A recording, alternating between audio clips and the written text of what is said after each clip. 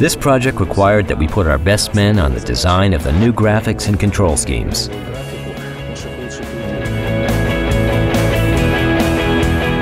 We faced a difficult task. We didn't just want a slight improvement. We wanted to make a major leap ahead in the quality of the gameplay experience. The graphics have come quite a long way already. Nearly every aspect of the visuals has been remade from scratch at this point.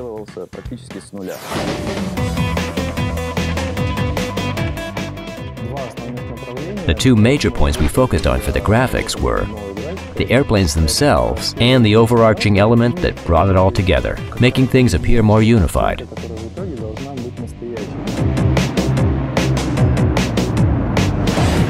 One of the major additions is the work we've done with the camera system. The goal is to allow for the cameras to show off the beautiful designs of the planes during gameplay, while still remaining functional enough for combat.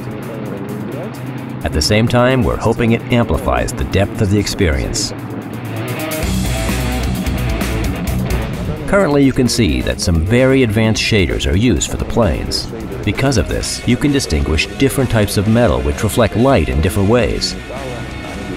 The planes that are supposed to be painted will actually appear to have been coated in paint. Planes that are not painted are going to have that bright metallic finish. We want our players to feel like they're flying. From history, fabric and wood were used in the manufacturing of the first aircraft. These light materials were fundamental building blocks of aircraft hulls for a long time. During World War I, German engineers succeeded in building an aircraft comprised of metal. The breakthrough is credited to German metallurgist Alfred Wilm, who invented the duralumin alloy. The aircraft became lighter, but a new problem appeared: metal corrosion. It was solved by the 1920s in the United States. Duralumin was covered with a thin layer of pure aluminum, preventing corrosion. Aircraft built of metal completely pushed wooden designs out of the picture.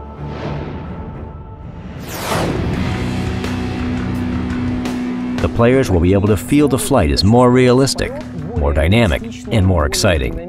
And that will help them immerse themselves into battles of these dangerous steel birds. Another feature which we've been working on for recent months is the control system. We knew that it had certain problems. First off, we had to make the control system more friendly to people that haven't played World of Warplanes before, and to people that just want to play and have fun immediately.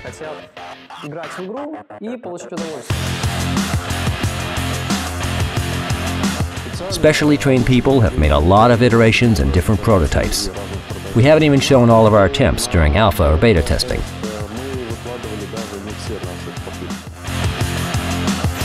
There's been an enormous amount of testing done.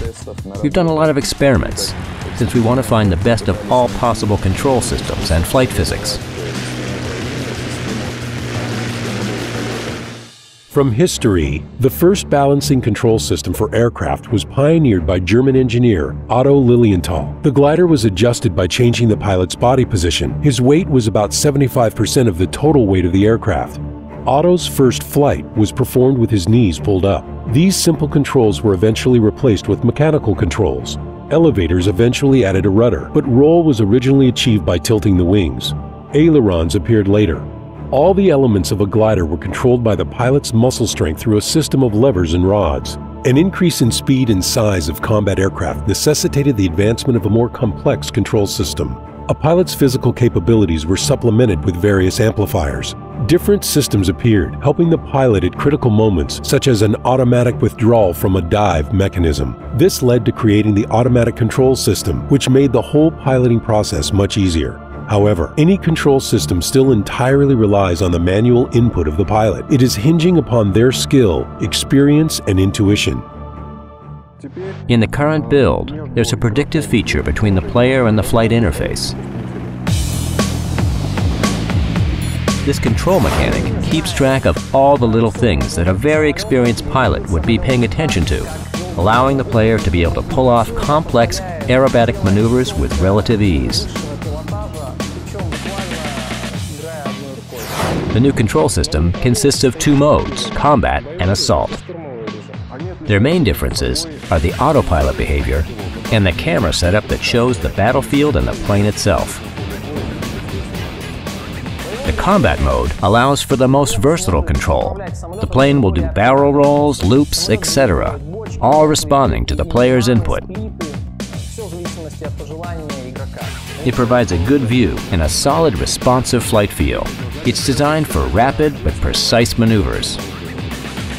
Combat mode makes doing aerobatics possible by simplifying the input required from the pilot without taking away from the overall control. When switching to assault mode, the viewpoint and the controls will shift to emphasize another aspect of the gameplay.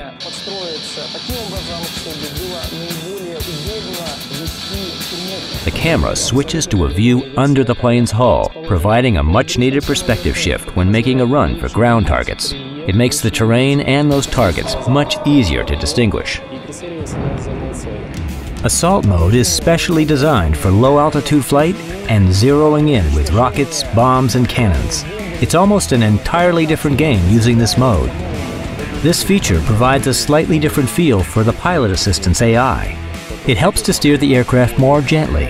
We want the player to be focusing on hitting the targets more than making the subtle adjustments that would be necessary in a real aircraft. As the player, you're the pilot, bomber, and gunner. The flight controls are now more elegant than they were before. It's fundamentally changed the overall feel for plane control, whether you're chasing an enemy or flying low and slow to take out a ground target. самолетом, ну и в конечном итоге на результат.